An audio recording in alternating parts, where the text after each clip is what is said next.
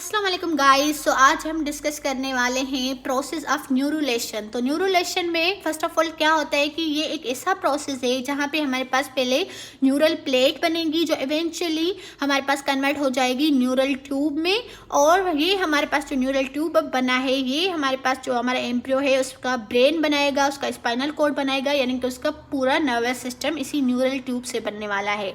तो आ जाइए पहले हम इसकी प्रोसेस को डिस्कस करते हैं कि ये न्यूरल ट्यूब बना कैसे।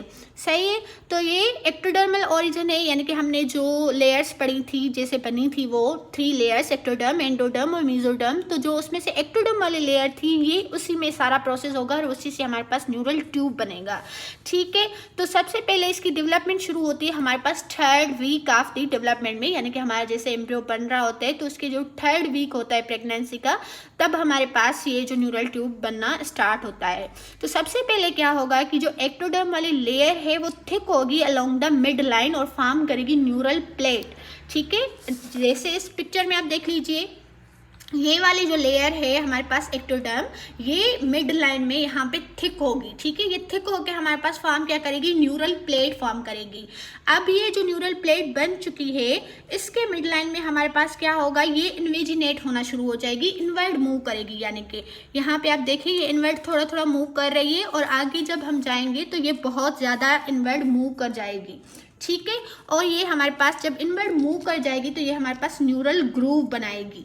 ठीक है, और इसके दोनों साइड पे ये जो दोनों साइड पे न्यूरल ट्यूब के जो ये फोल्ड बन रहे हैं इनको हम न्यूरल ट्यूब फोल्ड कहते हैं। ठीक है, यानी कि पहले क्या बनी, हमारे पास प्लेट बनी, फिर वो इनवर्ड मूव की, इन्वेजिनेट हुई और ये हमारे पास न्यूरल फोल्ड बन गए।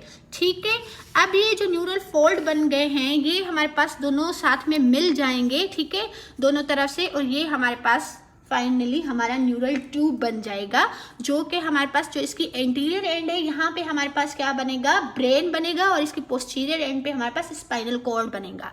सही है, अब ये जैसे ही बन रहा था ना ये हमारे पास न्यूरल ट्यूब, तो इसके कुछ सेल्स होते हैं जो यहाँ से डिटेच हो रहे होते हैं। ठीक है, इसके क्रेस्ट से, यानी कि इसके किनारे से यहाँ से कुछ सेल डिटेच हो रहे होते हैं और वो माइग्रेट करके अलग अलग एम्ब्रियो में जाके ऑर्गन्स बनाएंगे, अलग टिश्यूज़ बनाएंगे। तो ये क्योंकि क्रेस्ट से जो है वो रिलीज हो रहे हैं, माइग्रेट हो रहे हैं, तो हम इनको क्या कहेंगे, न्यूरल क्रेस्ट सेल।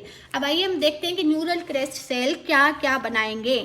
ठीक है, तो न्यूरल क्रेस्ट सेल जो थे वो eventually give rise to the various cell type including the cranial and spinal nerves. जो नर्व्स हम पढ़ते हैं जो हमारे स्पाइनल कॉर्ड से निकलती हैं या जो ब्रेन से निकलती हैं वो हमारे इन्हीं न्यूरल क्रेस्ट सेल से बनती है।